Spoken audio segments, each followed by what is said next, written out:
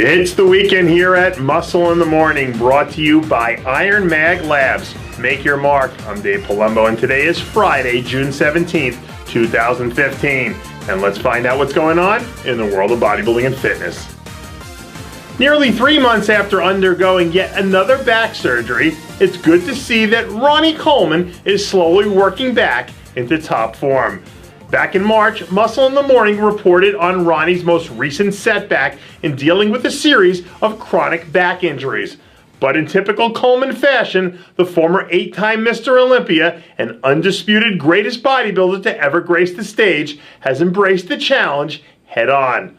Although he's still a long ways away from being back up on his feet and feeling like his old self, it's inspiring to see that in spite of it all, he still hasn't lost that great championship spirit and tremendous sense of humor. Yeah, buddy. The journey back to the 212 Olympia stage is in full force for rising star Zane Watson. A few weeks after taking a close second at the Toronto Super Show to surging Alex Cabernero, the third-year pro has opened the floodgates and kicked things up into full throttle as he races towards the finish line. Over the first few seasons, Watson has developed into one of the more well-rounded athletes we have in the 212 division and has yet to ever show up out of shape at any point in his career. With some added thickness from the back and a bit more size overall, it won't be long before we start seeing him winning shows on a regular basis. There are only 3 things that are guaranteed in this world: death, taxes, and Juliana Malacarne. Just under 3 months away from attempting to become the first woman in history of the physique division to claim 3 consecutive titles, the reigning and defending undisputed queen of physique is in the gym training with the championship fury that's already earned her a spot on the sport's Mount Rushmore. Malacarne heads into this year's contest undefeated for nearly 3 seasons. But with the Autumn Swansons of the world rising up hungrier and faster than ever, this year might end up being her greatest test yet. After capturing the attention of the entire 212 division last year with his long-awaited comeback, Auguste has done his best to drop completely off the radar so far this season. 2015 marked an incredible comeback for Auguste, who finally made his way back to the stage after battling back from a series of injuries and surgeries that sidelined him for the better part of 2.5 years. Following a solid 10th place finish at the Olympia to cap off his season, many predicted Auguste would come in and take no prisoners here in the early part of the year. But after nearly reaching the midpoint, we have yet to see him hit the stage.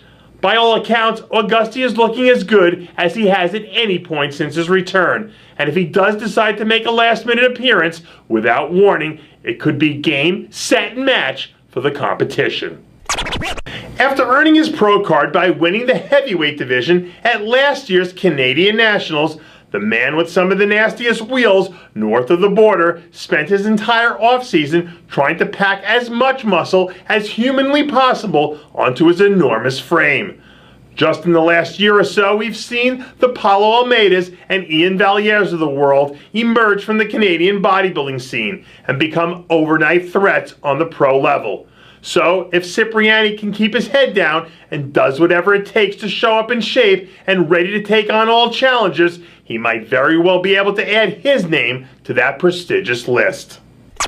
And that does it for yet another edition of Muscle in the Morning, brought to you by IronMag Labs. Make your mark. Check out IronMagLabs.com today. I'm Dave Palumbo, reminding you to always be true to your passions. And make sure to follow us on Facebook, Twitter, and Instagram.